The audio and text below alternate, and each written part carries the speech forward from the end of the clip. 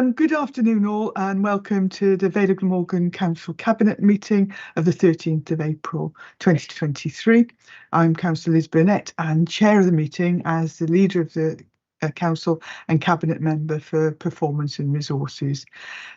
Just to repeat our usual reminder, if I could remind everyone present that the meeting's being live streamed as well as recorded via the internet, and that this recording will be archived for future viewing. All participants in the meeting should mute themselves when not speaking in order to avoid any background noise or feedback. And if any participant wishes to speak, they should raise their hand either on screen if their camera's on, or using the digital function. The chat function should only be used to highlight any technical issues and potentially to attract the attention of the chair, myself, or the Democratic Services Officer. So with those repeated, I think we can move straight on to business today. And agenda item 1 for us today is apologies for absence. I have apologies from Councillor Margaret Wilkinson. So I think I can see that everybody else is on screen, so we'll just record those. Then we're on to agenda item 2, which is the minutes of the meeting held on the 30th of March 2023. And if I could take those as a true reflection of the meeting. And I'll second those. Thank you. And everyone's in agreement. That's super. Agenda item 3 is any declarations of interest. I don't think we've got any today, but just in case, if we... No, so we haven't got any declarations of interest to record today. So moving on swiftly onto the main business of today, and we have a number of references from various committees. And this is a reference, agenda item 4 is a reference from Governance and Audit Committee on the 27th of February, so it's quite a way back. And that was, they've been looking at the report on the cost of living support for food, warm spaces and other means of support. There were some interesting points made, but I think it's fair to say that discussion is normally very insightful and incisive in Governance and Audit Committee, and well worth a watch, even after the date on the webcast. This historically went to Governance and Audit Committee. As I said, it was a reference from the Cabinet meeting of the 15th of December that then went to Homes and Safe Communities on the 9th of January, and then went to Governance and Audit Committee on the 27th of February. So in some ways, this is a fairly historic report, and things have moved on. Since that time, there's been an evaluation of what's happened in the warm spaces, the warm welcome hubs. And the evaluation showed that there was actually £30,000 allocated to support those hubs that supported over 3,500 people over the winter.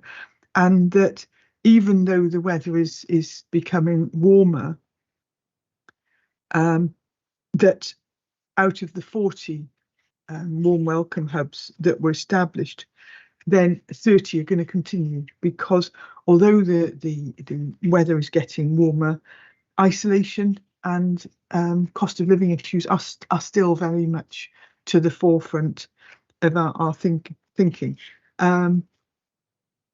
So there are some excellent projects.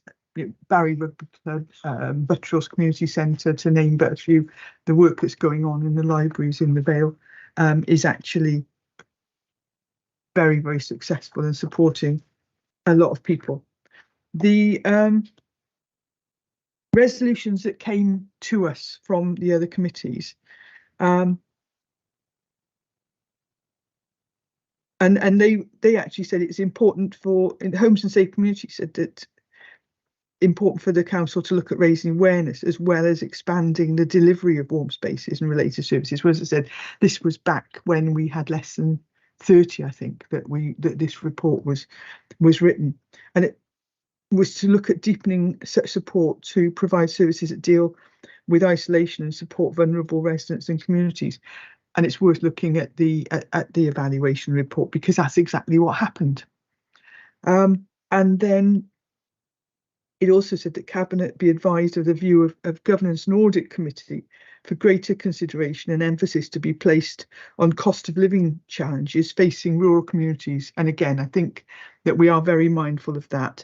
There's some superb work that's gone on in Llantwit Major, where there's actually integrated services that have taken place there to support the local community, and it's been a whole range of organisations working together.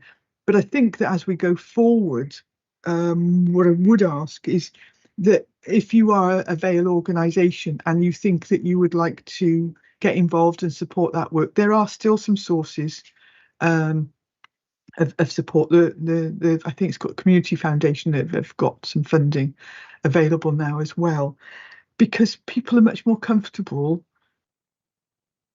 going to places that they are familiar with. So if you are an organisation that's currently operating in your local community, you're probably well known and well respected by your local community, and you are best placed to be able to support those with our help. So if there is something that you would like to do, if any organisations would like to do, please get in touch and we'll see if we can work with you.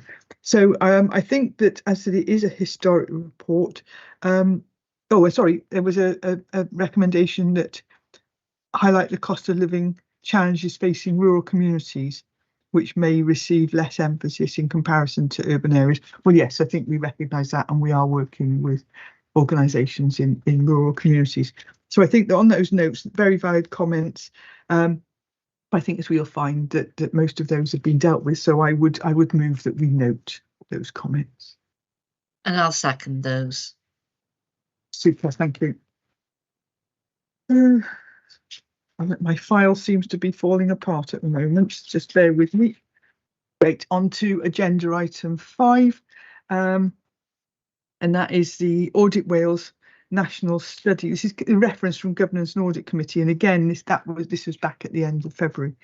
Audit Wales National Study, Equality Impact Assessments, more than a tick box exercise. Well, I think so say all of us, and equality impact assessment should certainly be comprehensive.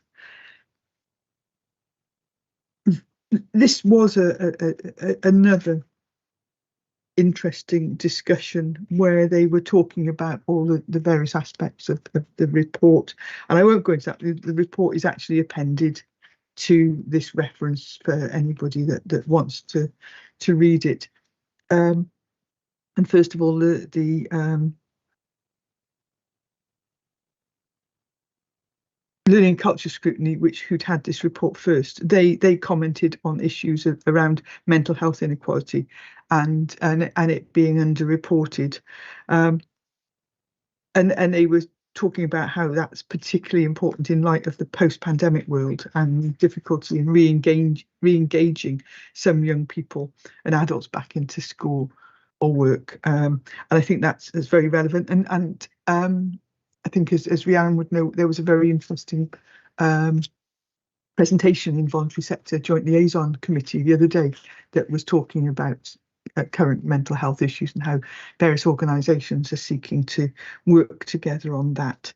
So that was very relevant. And then the Governance and Audit Committee, they were talking about the importance to ensure that each of the protected characteristics are not underreported and given proper consideration when we're going through equality impact assessments, and yes, definitely.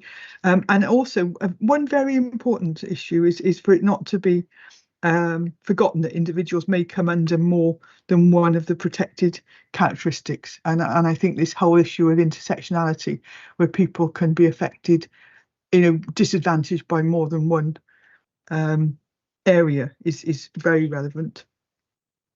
That council should consider the possible introduction of an integrated impact assessment as used by the councils alongside equality impact assessment, which also encompasses other factors such as the environmental impact. It was interesting that I was at a disability task force meeting the other day, and we were talking about disadvantage and inequality as a result of people's environment, and I think that that's a very relevant thing. And I'm actually talking to one of the lead people in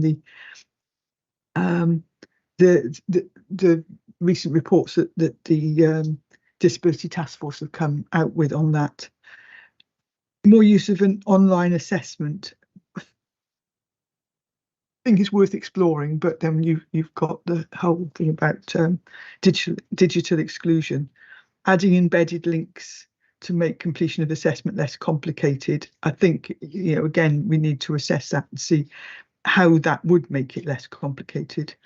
And for the views and opinions of people of the protected characteristics to be heard as part of the review of council's processes. And I think that's something I would imagine that Ruba would want to come in on that, because that's something that we're very much working towards in the council.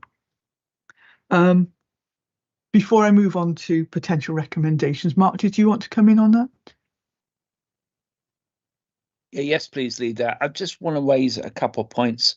You did talk about disabilities, and I think it's also important to recognise a lot of people have got what we call hidden disabilities.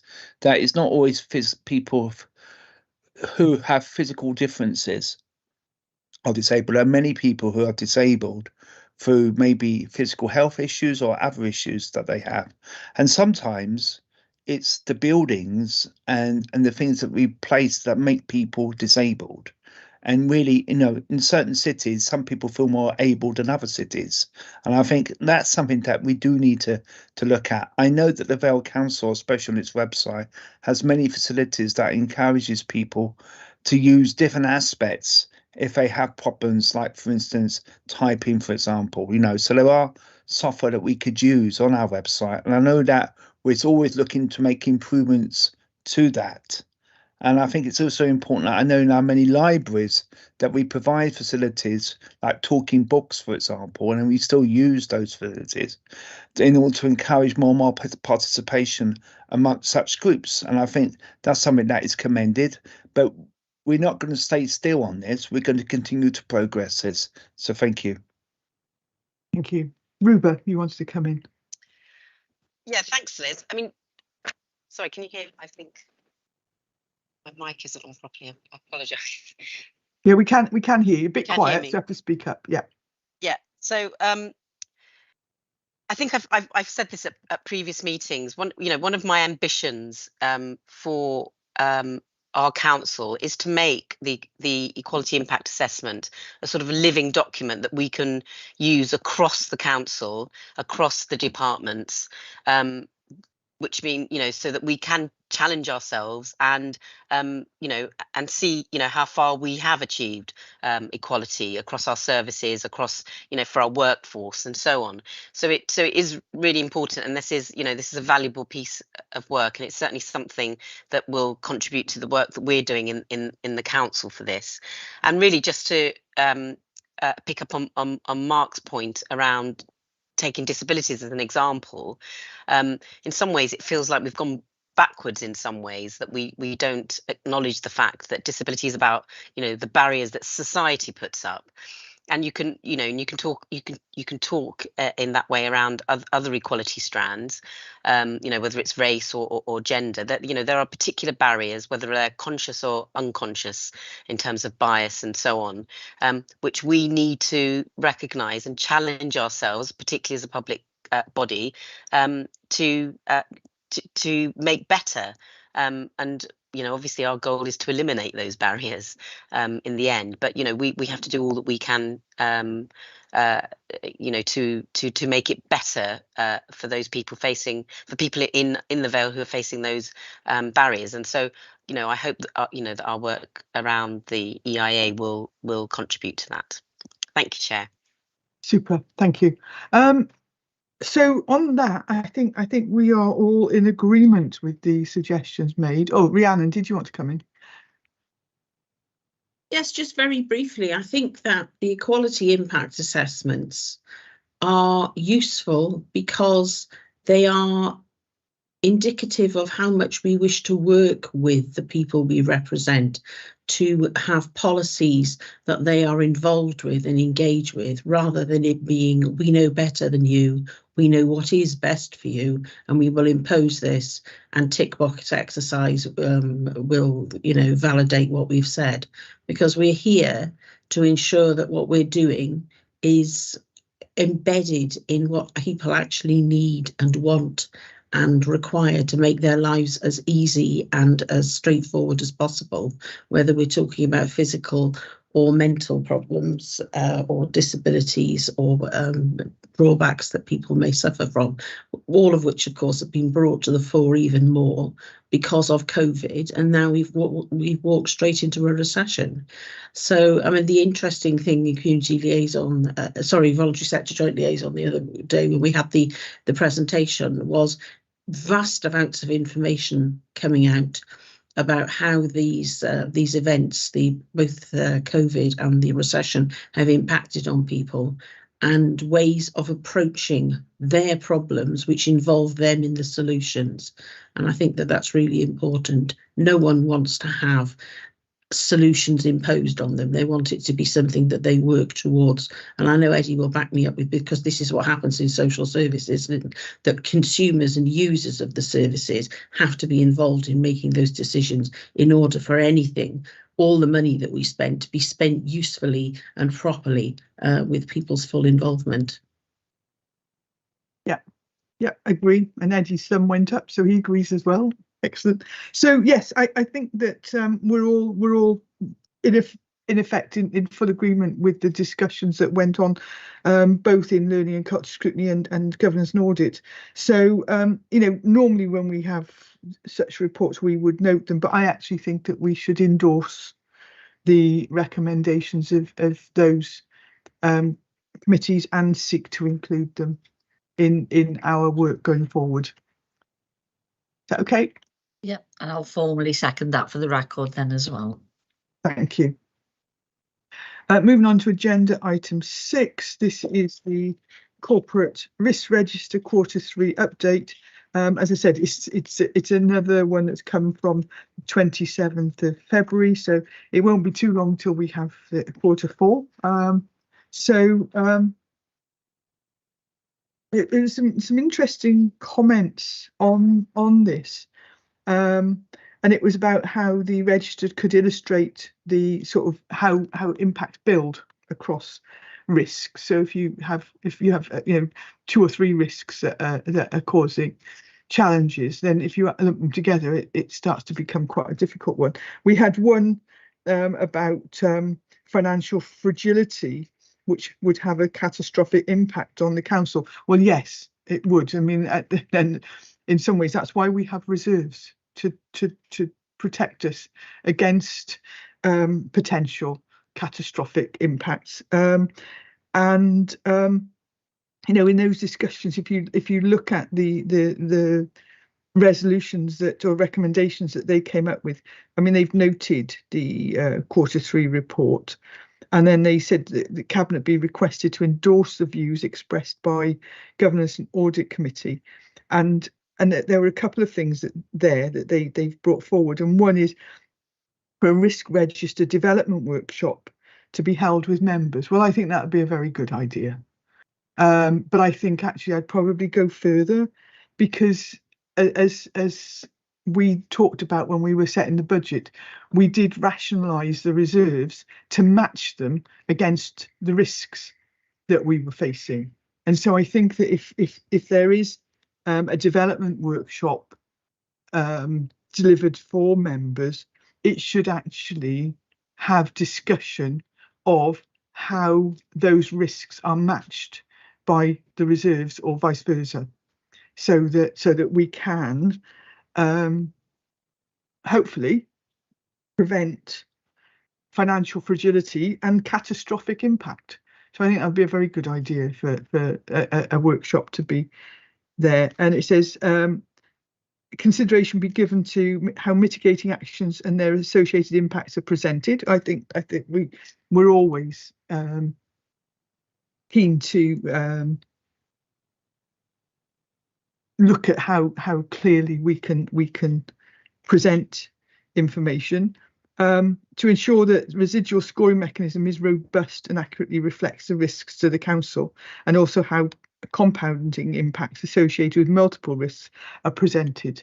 So I think that yes, we will have a look at those and see that we are communicating them in the best possible way. I know that officers are fully engaged in this committee and would be aware of the discussions that happened behind these recommendations. So we will look at that.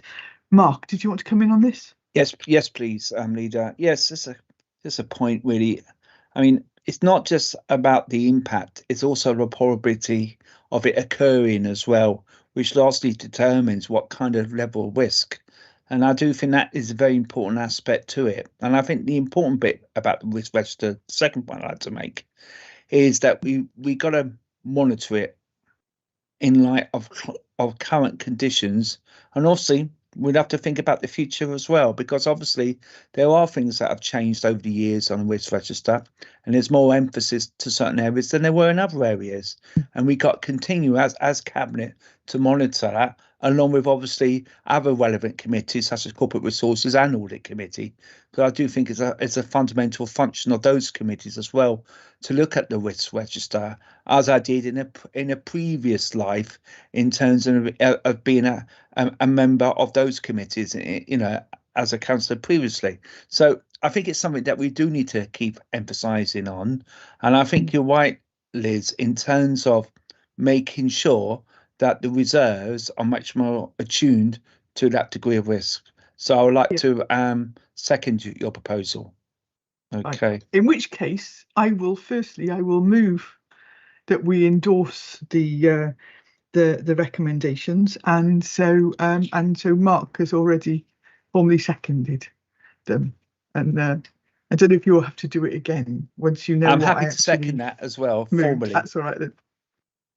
Super. So thanks ever so much. Yes, that's a interesting report, and the risk register has altered a few times in the last year, hasn't it, to put different factors in.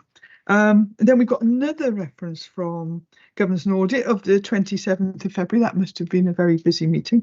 And this was where they were discussing the Financial Management Code update.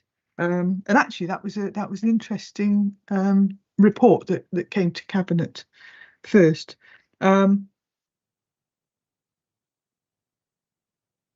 And so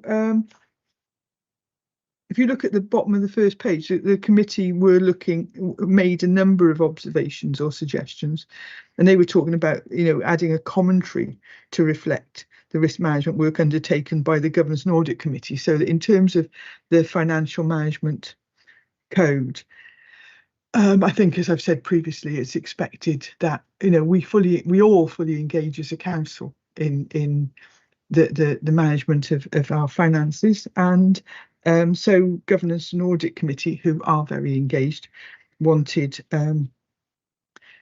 their input to be recorded. The inclusion of a table to highlight action planning and whether the council has been compliant to its objectives. So again, that seems a sensible suggestion. And under areas of development, reference be added to the introduction of a chief officer appraisal scheme.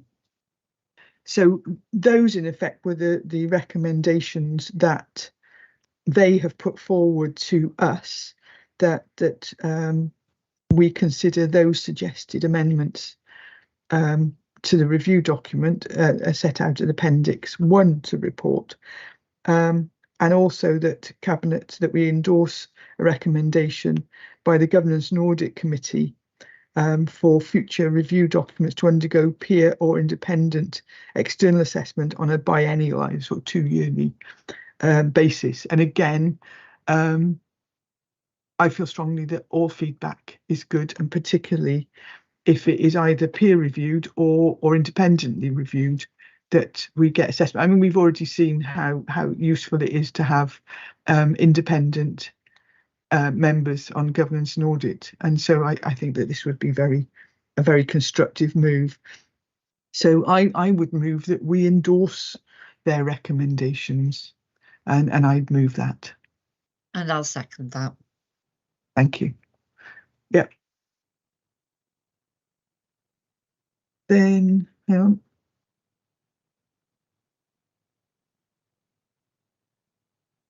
Moving on to Corporate Performance and Resources Scrutiny Committee, and that's of the 15th of March, where they looked at the procurement policy and strategy. And there were a number of discussions there. And there was one comment about the shortage of relevant council officers to assist with the procurement strategy. Well, interestingly, when this report went to Cabinet initially, it was followed by details of the proposed new shared service with Monmouthshire, Torvine, I think it's Newport and Cardiff, to actually add resilience into this service, because it's difficult to achieve all the things that we want to do in terms of procurement if we don't have the resilience within our procurement function in the council.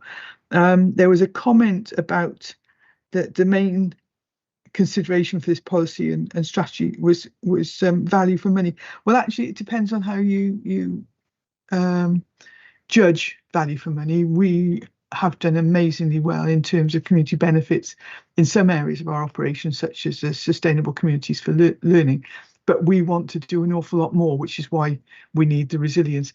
But value for money can be the outcome we get in terms of employment, investment, etc., apprenticeships in our local communities. I think at the last count, if I remember the last report we had, in about 2 years with the Sustainable Communities for Learning, we created about 1,200 jobs and about 88 apprenticeships. Well, if we went on a race to the bottom in terms of costs, we might not have achieved those, and those types of things are a huge benefit to our community. We also had some comments on the impact on a new minimum expected and preferred standards, so what we would expect of people that we're procuring from, and you would expect people to reflect our values and principles as an organisation. So you'd expect them to be supportive and ethical towards their workforce, towards their business, etc. And the ones that we've talked to about our plans actually are very much in line with our thinking on that. So there's also a bit about all that I rabbited on in that scrutiny as well. Mark, you wanted to come in. Yeah, just a couple of points, really. You talked about value for money in that, Leader, and as far as I'm concerned, there's always 3 dimensions to value for money: economy, efficiency, and effectiveness. And I think, lots of people are very much focused on the economic side of things, of the minimal cost, but really how productive we are is also important. But I would argue that in some ways the most effective one is the last one. It's how effective we are, how much quality we get from a tender, for example, is almost as important as the cost. Obviously, a cost is going to be a very important consideration, but I think in any tender, the quality and also the reputation of organisations that bid is got to be a big factor as well to consider. So, we do need to have an overview of it, because not always the cheapest is the best. Yes, couldn't agree more. So the recommendations that the Scrutiny Committee have sent to us are that the policy and strategy includes the requirement that businesses with which the council engages, with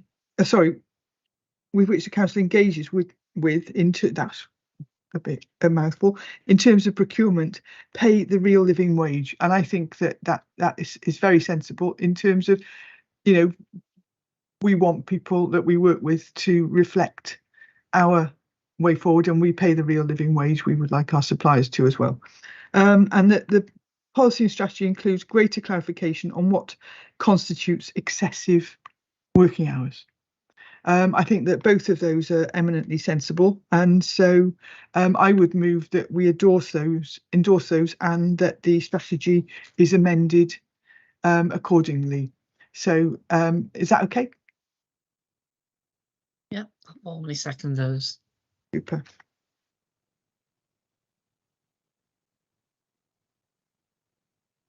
Right, and then agenda item 9 is the service level activities and performance targets to deliver the Vale of Glamorgan Council annual delivery plan. This is a reference from Corporate Performance and Resources Scrutiny Committee back on the 15th of March. This report's been to us, it's been to others as well, and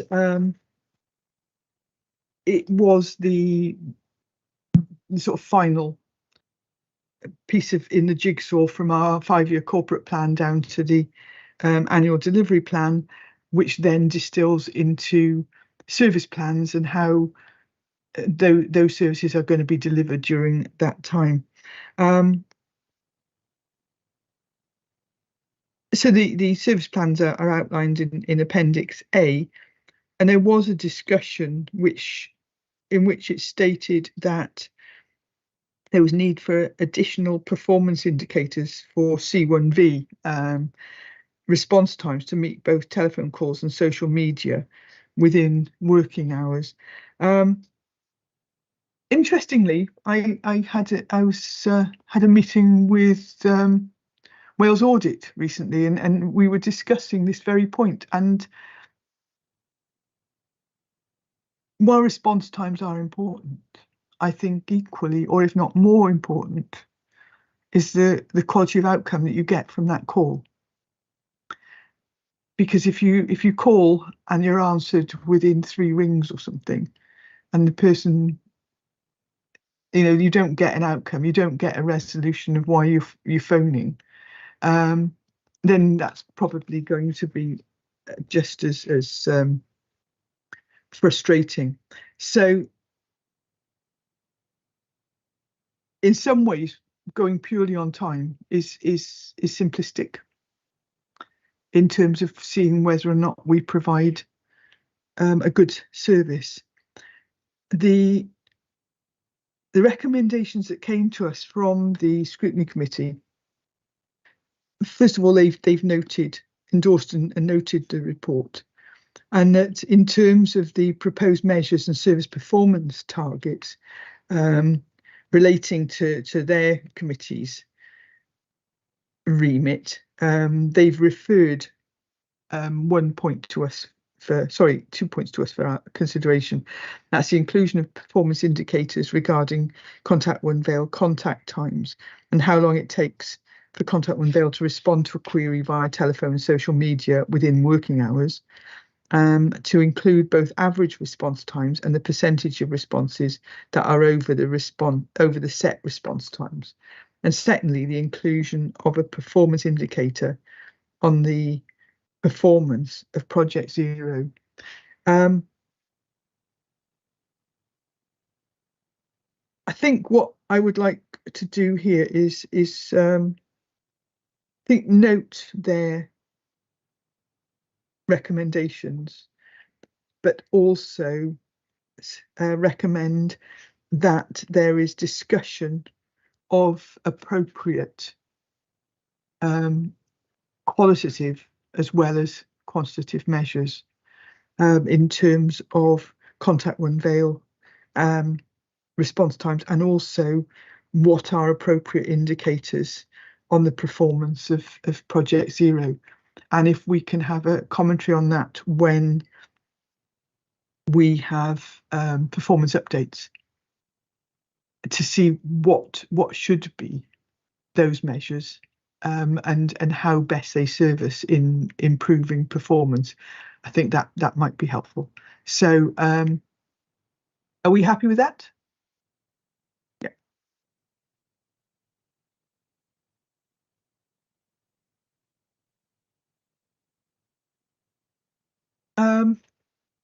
Then we have a couple of reports of meetings. First one, agenda item 10, and that's the meeting of the Joint Consultative Forum on the 23rd of January 2023. Always a constructive dialogue.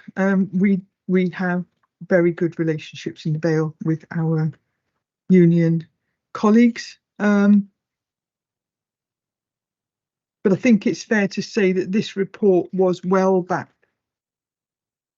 in before the final budget discussions, and so I think some of the points are well made, but subsequently became irrelevant as they were built into the budget discussions. So I think that we should note this report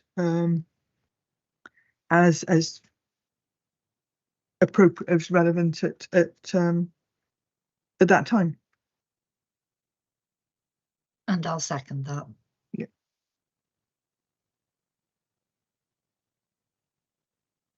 There must be another one by now, or there should be very shortly. Agenda item 11 is Cardiff Bay Advisory Committee, and that's of the 22nd of March. And I believe, because I can see it on the report, that Councillor Wilson was the chair of the committee. So I don't know if you want to cover this, Mark.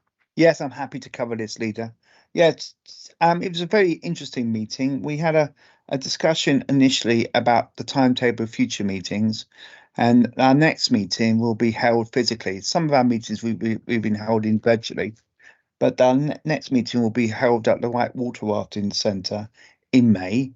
And we also, as part of that meeting, we hope either to do a little cruise around the bay, or alternatively a walk around. We're still discussing that, but we do one or the other, and hopefully we won't have inclement weather. So fingers crossed about that, but of course we can't guarantee that at the moment. The next item we also discussed at this meeting was navigational safety and general progress, and that's from the Harbour Authority.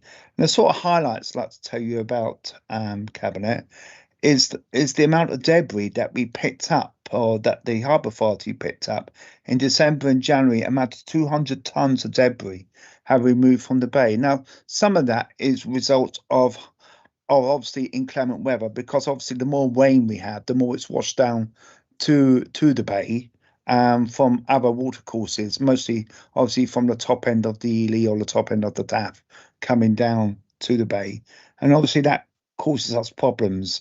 And you've got to appreciate the amount of work the Harbour Authority do to remove that. I think is obviously vital. They also undertook some repairs as well to Relocks as well, and we also made some good work on the fish pass as well, and we moved something like 30 tonnes of silt from the fish pass, and that hopefully that will mean that we have more fish going over that fish path.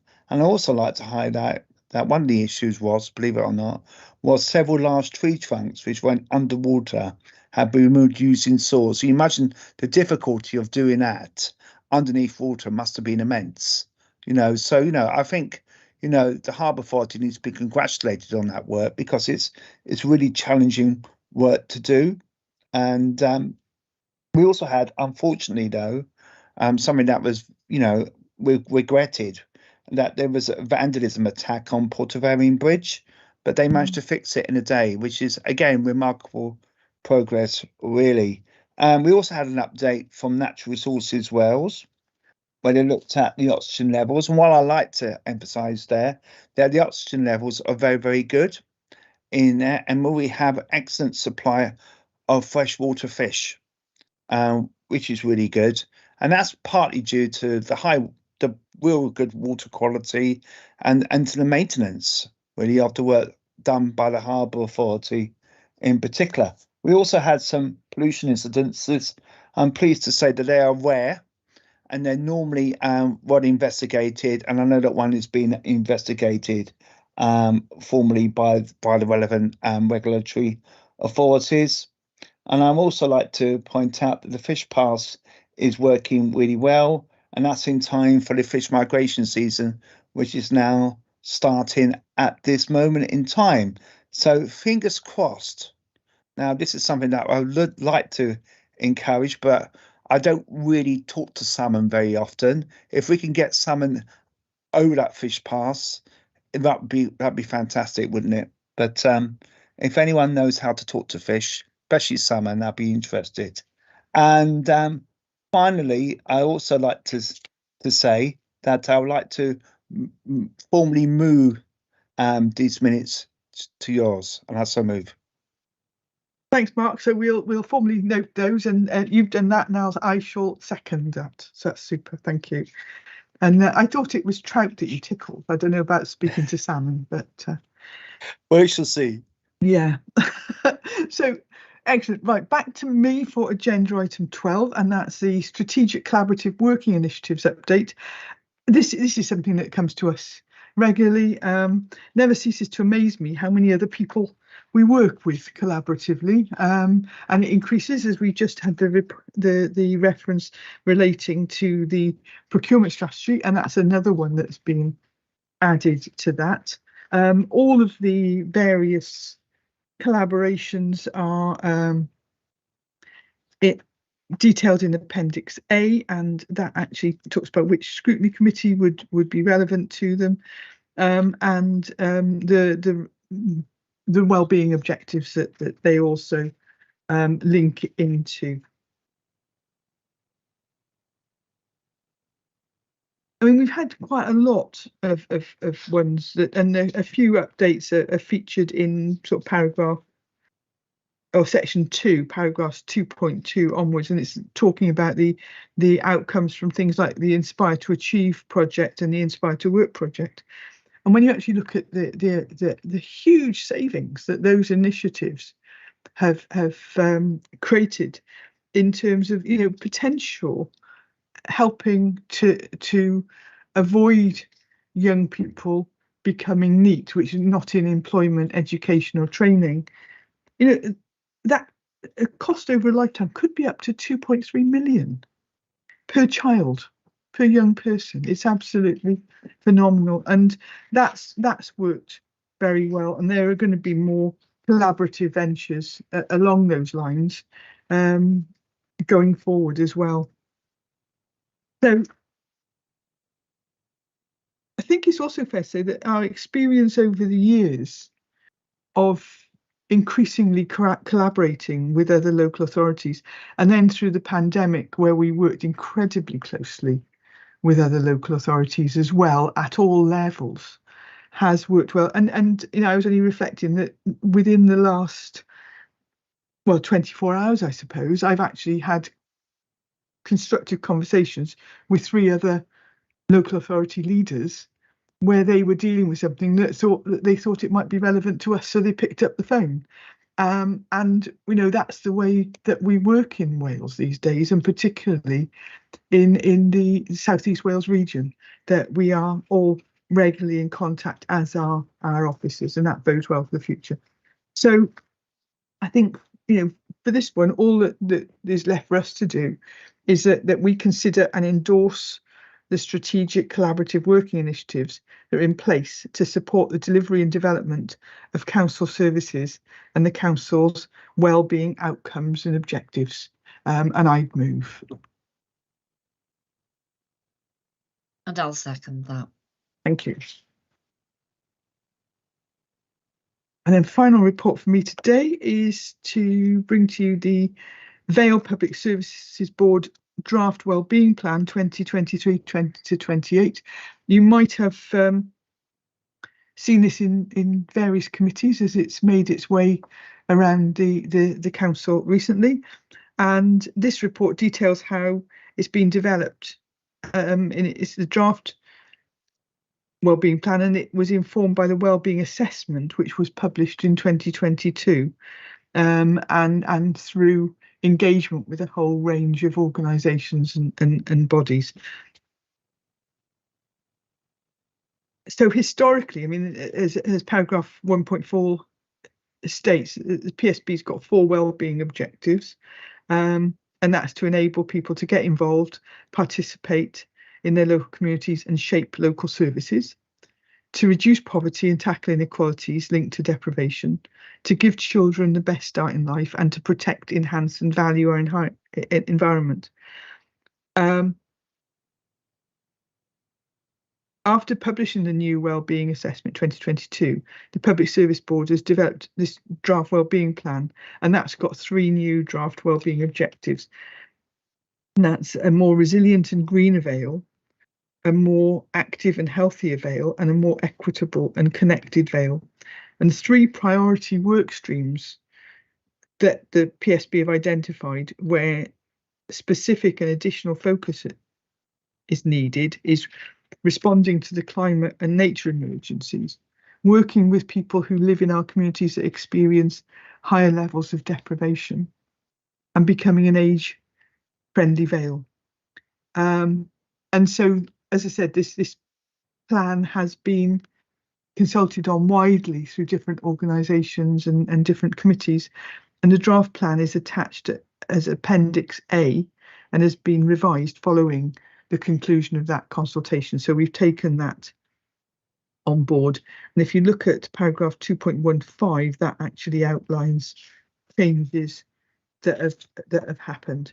The revised plan and associated appendices were considered by Corporate Performance and Resources Scrutiny Committee on the 17th of March, and the committee noted the report.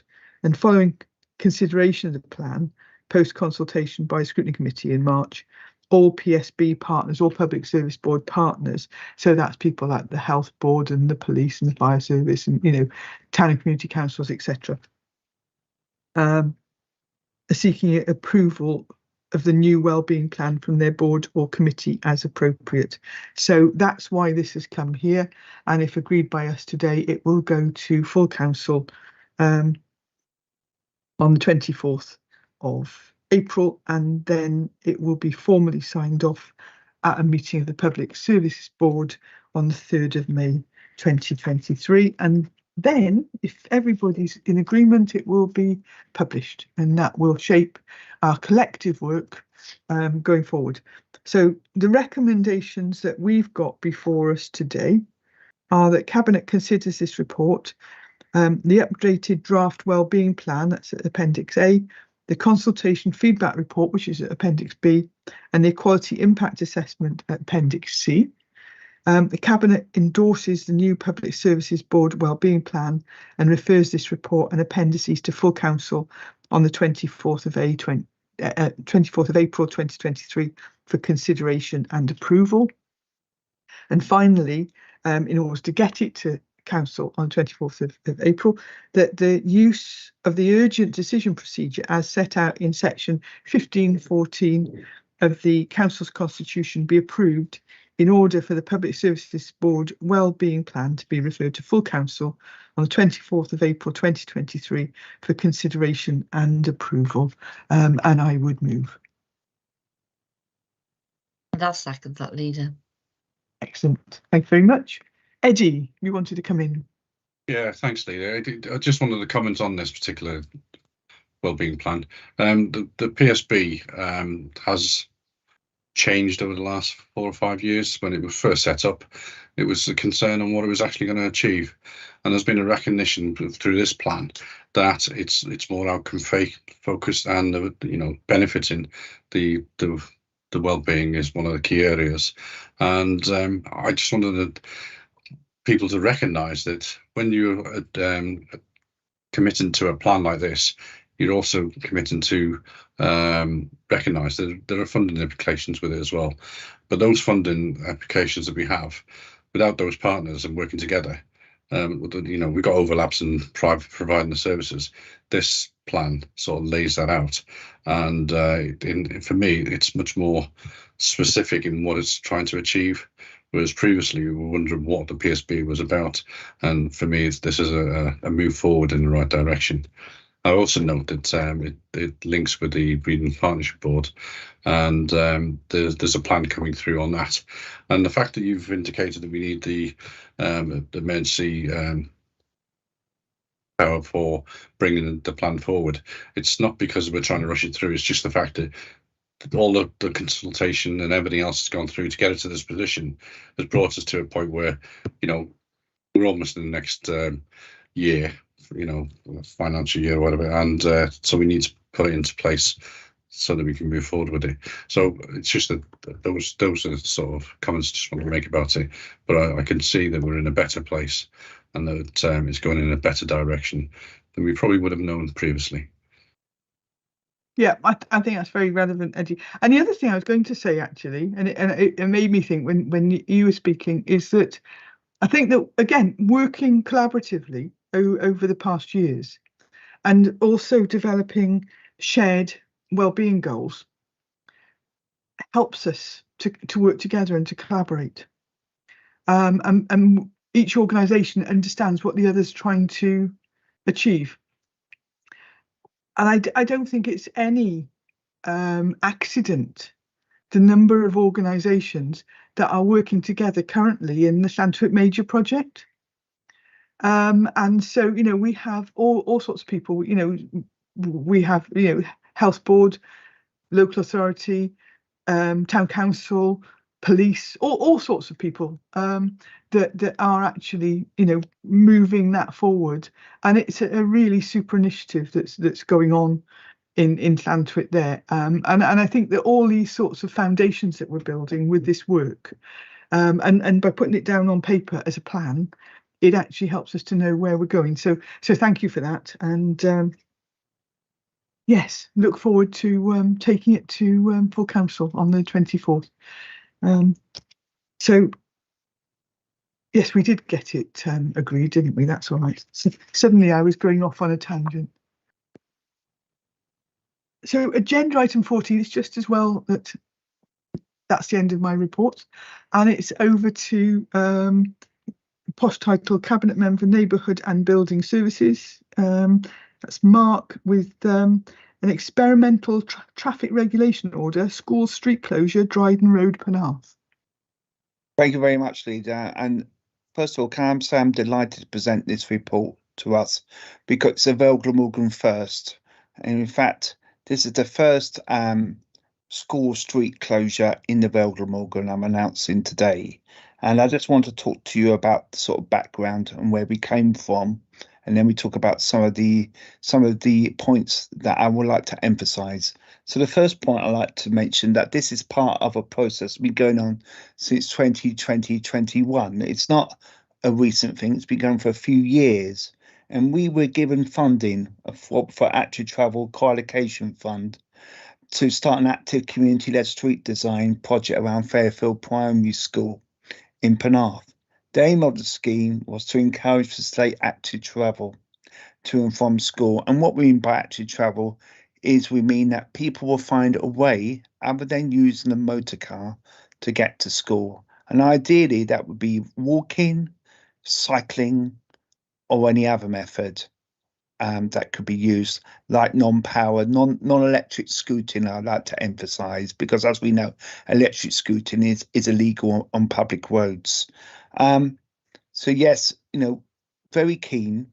And then after that, in 21-22, the council was awarded Welsh Government Safe Routes in Communities funding to continue development of the project. The project aims to combine infrastructure improvements, which have been extensive. If you go around that particular area of Penarth, especially around Tennyson, Wordsworth Avenue and the streets around there are lots of very good safe crossovers in those areas now, and that's all part of this funding, which enables people to encourage more active travel within that area, and obviously trying to encourage more people to cycle and to walk. Also, the third point is about closing streets around schools. Now, clearly that this is something that we will do, but we only do it at the times where the school traffic is going to be maximised. And that's obviously going to be early in the morning, just before school officially opens, and also when people pick up their children or their pupils, I should say, from the school. I like to emphasise that. And really what we're trying to do is boost the air quality around the school and also make it a safer environment for children and parents to walk to the school or to use other sources of active travel like cycling, as I mentioned. And I think that's vital. We also commissioned Sustrans, which is a very good environmental charity, to do for a lot of work and lots of consultation with lots of stakeholders. Those stakeholders included obviously residents along Dryden Road. I was pleased to note that of the 24 places in Dryden Road, 20 responded very positively to the suggestion of a school closure. Can I also emphasise that this school closure is experimental?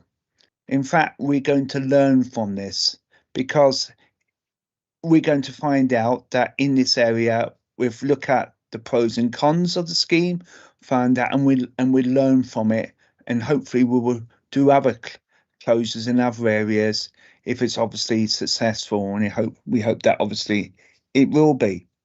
Obviously, as part of this consultation, we also communicated to parents as well, because I think that's obviously vital of the school, and obviously the teachers, because again they're very much involved in that as well.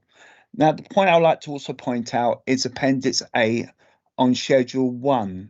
Now, this is very important because it's the timings of when this experimental order will take place, and that's between the hours of 8 o'clock to 9:15, and also between 3 and 4 o'clock. Now, that's nothing stopping residents who live on Dryden Road to go into Dryden Road because they live there at those times. I like to emphasise that, and obviously for the staff of the school to go into the school at those times as well. It's only people that need to obviously drop off their kids we don't want at those times, because obviously we want to promote active travel. So I'd like to move to the recommendations first of all. I would, if anyone would like to speak before I move to recommendations. Yes, I think Councillor Rhiannon Birch wants to speak. Thank you. Well, this is in my ward, and for years we've been having complaints from the residents of Dryden Road about how difficult it is for them to access their houses, their drives, about the problems with the pavement, so forth, the rudeness of parents dropping off their children, and the surrounding streets where they have lots of parking on grass verges, really dangerous parking, people parking across corners, on dropped curbs, etc. And I think that this is the way to go. I mean, I accept that this is going to be experimental and we're going to learn from it, but I think that this is something we could be looking at outside several schools. Not just this one. We should be using this as a kind of trailblazer so that we can make it safer for children to access and, go in and out of school, that pedestrians are going to be prioritised over the use of the car. And we're just in general creating a much safer environment for children and their parents, some of whom may be, really quite small or have mobility issues and so forth. So I'm very much in favour of this, and I'd be very interested to come back perhaps in a year and look at this and see whether there have been any lessons learned, or whether we can simply continue with the project as it is to roll it out to other schools. Thank you. Thank you very much, Councillor Birch. And it's also very heartening to have a local member very much support that. The leader wants to come in. Thank you. I don't know if I should admit, this was my primary school. And interestingly, from a very young age, because I lived quite close to the school, I walked back and forth to school. But I know that road, which is quite a small road, is blighted by traffic for the people that live within that road. And the other cars currently going to that area and manoeuvring are putting children at risk. And I've talked to other parents, or I've talked to parents who have children there, who drive there because they don't feel safe with their children being out and about in that environment. So it's actually a bit of a vicious circle. in that, parents don't feel their children are safe, so therefore they drive. And it's one of those things that we need to get ahead of here. And as Rhiannon said, it is a major issue in other schools. I actually witnessed people dropping off children at another school that stopped in the middle of a zebra crossing to let their children out. So children got out of the car and walked across the zebra crossing. There are things that we have got to do to get our children safe, and also to help them be more active. So once you make the recommendations, I'd have no hesitation in seconding them. I can see them here, so if they are as laid out, I will second them. But back to you, Mark. Thank you very much, and thank you for your comments, Leader, as well. Can I just move to the recommendations now? And the first one, that Cabinet agrees to a public notice being given for an experimental traffic regulation order to introduce a school street closure on Dryden Road, Penarth, as detailed in Appendix A and Appendix B to this report. And I've outlined some of that, and that will occur in May this year. Number 2, that Cabinet receives a further report detailing the outcome of the experimental traffic order at Dryden Road by October 2024. And I know that Councillor Birch made reference to that, and I think it's important that we do learn from this and to make any refinements necessary before we progress possibly to other schemes within the Vale Glamorgan, if it's successful, or we modify what we've been doing so far on Dryden Road. And thirdly, that Cabinet authorised Director of Environment and Housing Services, in consultation with the Cabinet Member for Neighbourhood and Building Services, that's myself, to agree the final design and extent for the street closure trial, and that the monitoring officer, head of legal and democratic services, operational manager, legal and democratic service be authorised to execute any legal orders to implement the scheme. So I so move. Super. And as I said, I'll second. And I think everybody was in agreement on that, so that's great. Thank you. Look forward to that. Agenda item 15, that's over to the Cabinet Member for Community Engagement, Equalities and Regulatory Services. And this is our response to the Welsh Government consultation on further amendments to Technical Advice Note, or TAN 15, which is Development, Flooding and Coastal Erosion. So over to you, Ruba. Thank you, Liz. So as you've outlined, Liz, this report relates to a consultation from Welsh Government on the latest technical advice note, which is number 15, on development, flooding and coastal erosion. And it follows it's worth just mentioning, it follows an earlier consultation, which was 2019 to 2020, and during that consultation, we as a council raised a number of issues. So Welsh Government sort of reconsulted, if you like, in order to address some of those concerns, not only raised by us, but some of our partners for whom this is also important. And it's worth saying that whilst Welsh Government have sought to overcome some of those concerns raised in response to the original consultation, for us and for some of the other authorities, a number of fundamental concerns still remain, and you will see our response in the appendix to this report in more detail. And Leader, it is worth saying it is a technical response, so a lot of this is technical, as the name suggests. But in summary, you'll see the full, as I say, our full response attached to this report.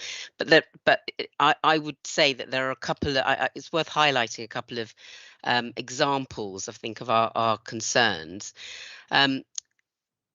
So, for example, we think there's a lack of clarity over the term redevelopment, which could have significant implications for whether development on certain pieces of brownfield land can take place. So the lack of clarity relates to whether the brownfield land needs to currently host a building or not to be classed as redevelopment. you get my meaning when I say that this is technical. And perhaps another example to give is the guidance, the technical guidance talks of tests for less vulnerable development in high risk flood zones. And we think some of those tests are overly onerous as they're currently worded. And actually, if you look at it in a bit of it is a bit confusing. So for example, and it might be worth giving an example just for some clarity. So our active travel route between Barry and Dinas, for example, the test would require, under this guidance, the test would require the developer, that's us, to demonstrate with a flood consequences assessment that flood risks are acceptable, so that we can develop that. There are some risks, but we can mitigate those risks, and it will be safe. So on the one hand, that would be the test, but the test sort of goes further, or confusingly adds that there's also a requirement that it has to be on brownfield land. Well, that would scupper for us. That would scupper that route. So these are the kind of technicalities, and I hope I haven't made it worse for you all by giving you that as an example. But for, for clarity's sake, so there are confusions, and it's not only our council, the Vale, that are raising those issues. Other councils, because we, I've talked to other councils about this, and obviously our officers have. So there are still discrepancies and inconsistencies, but you can see all of that in the full report. And there are two recommendations to this. The first one is that I'm asking Cabinet to consider and endorse our consultation response to the technical advice note TAN 15 on the development, flooding and coastal erosion. It's got a full title: Further Amendments for Submission to the Welsh Government so that we can do this by the consultation deadline. And secondly, that the use of the urgent decision procedure under section 15.14 of the Council's Constitution be approved in order for the response to be submitted to Welsh Government by the required deadline, which is the 17th of April. So I would move those recommendations, Leader. And I hope you haven't all fallen asleep now. I was riveted. I've Liz. I've similarly had discussions with other leaders, and I think that there are quite a lot of anomalies within this, and there is much discussion, and I think that there will be a number of iterations before it all gets fully agreed, because I know that there was one that we were looking at where there'd actually been flood prevention work done, but because the flood maps hadn't been updated as after the flood prevention work, that it was still in a restricted area, and you think, well, what was the point in doing the flood prevention work? So there's going to be lots of discussions, but I'm very happy to second those recommendations, so thank you for that. Thank you. And then we're on to today's most exciting report. This is over to agenda item 16. This is over to the Cabinet Member for Leisure, Sport and Wellbeing on Play Streets. So over to you, Gwyn. Get your rugby ball ready. There we are. Thank you, Leader, very much. Play Streets. Yes, it's been a while coming, this report, but let me tell you about it. The initial trial Play Street sessions have taken place at locations in the Vale of Glamorgan. Play streets allow roads to be closed to traffic for short periods of time to allow safe playing opportunities for children and families. And it is an initiative that has been widely implemented across the UK. It is proposed to extend this trial over longer periods of time in identified streets in Barry and Penarth from April 23 to March 24. Providing this is successful, the aim is to implement a policy allowing the scheme to be adopted across the Vale of Glamorgan. Play streets. The background to this, or play streets, or playing out sessions, as they're referred to, are neighbour-led temporary road closures, creating a safe space for children to play freely together on their doorstep.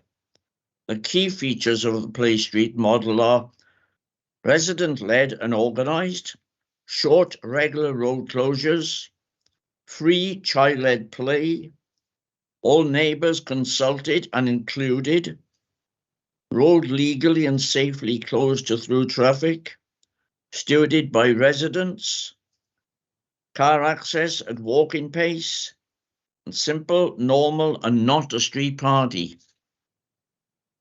Play streets have been introduced at various locations across the UK in recent years, and the council's play team, together with the highway and legal team, have been working on proposals to allow this provision in suitable locations across the Vale of Glamorgan.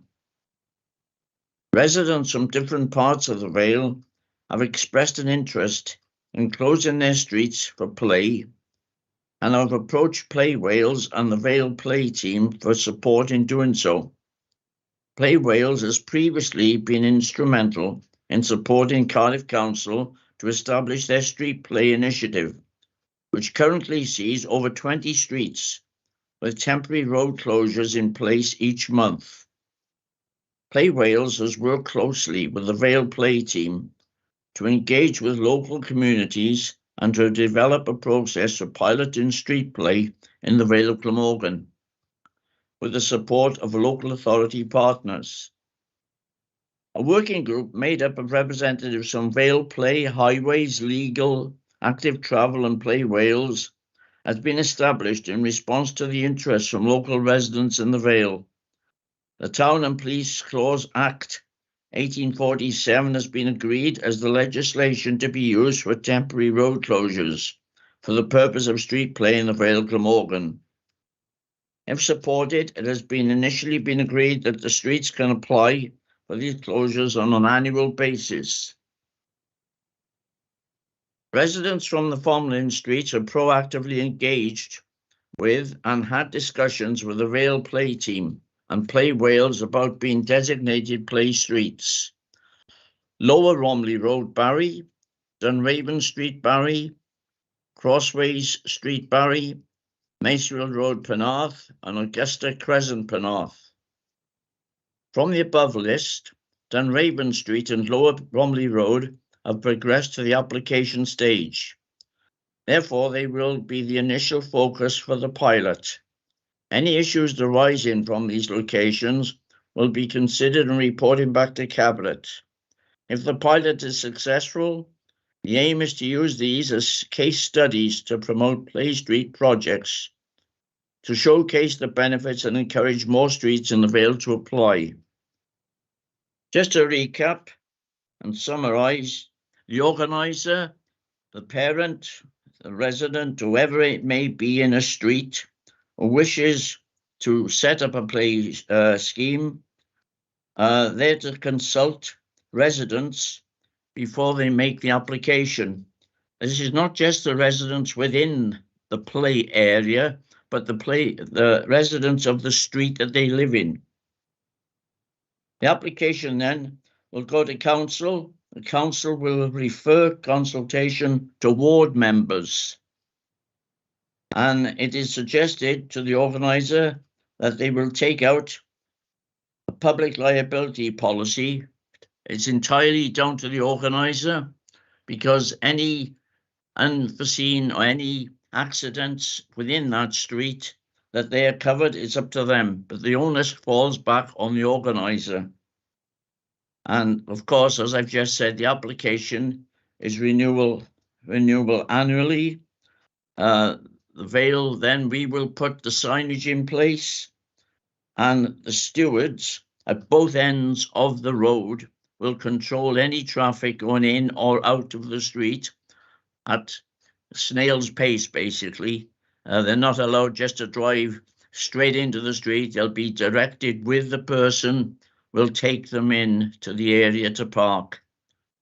So that is the presentation of Play Streets. We hope that this will be a successful trial period, and then we'll hear more a little bit down the line. Obviously, not every street can have a play scheme, particularly busy roads, they're not allowed. Only quieter areas, which are really areas that can be controlled by the parents who want this. It's a 2-hour session and it's once a month. Many people will probably go for a Sunday area. Currently, Lower Romley Road is going between 10 and 12 on a Sunday morning for this trial period. So we'll wait to see the outcome. Now that I've summed everything up, I'll give you the recommendations. If anybody wants to ask any questions. No, well, the recommendations that the council endorses the establishment of play streets at suitable locations across the Vale of Glamorgan, where there is support from the majority of local residents. That the trial scheme detailed in the report be further developed into a pilot in identified streets, and any issues be reported back to Cabinet. If no issues are reported, the full scheme can be implemented from April 2024. That information related to the play streets be published on the council's website to allow residents to apply for their street to be incorporated into the scheme, with delegated authority given to the Director of Environment and Housing Services in consultation with myself, the Cabinet Member for Leisure, Sport and Wellbeing, to approve any authorised scheme. Thank you.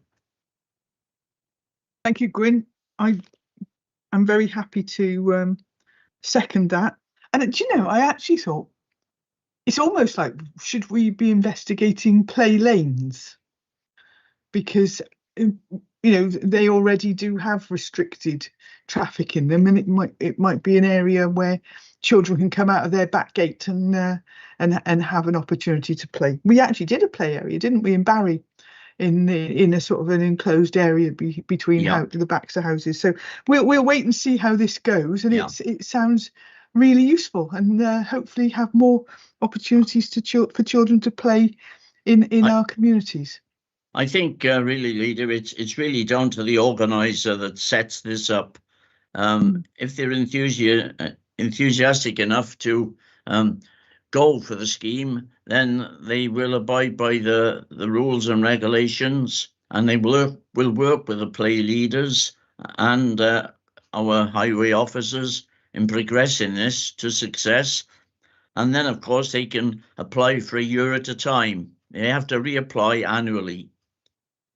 Yeah, that sounds good. Excellent. Happy to support. So we're on to agenda item 17, which is any items which the chair has decided are urgent. Well, I don't have any, and neither do I have any part 2 items or part 2 items that are urgent. So I'll draw the meeting to a close, and thank you all for your attendance today, and see you all soon.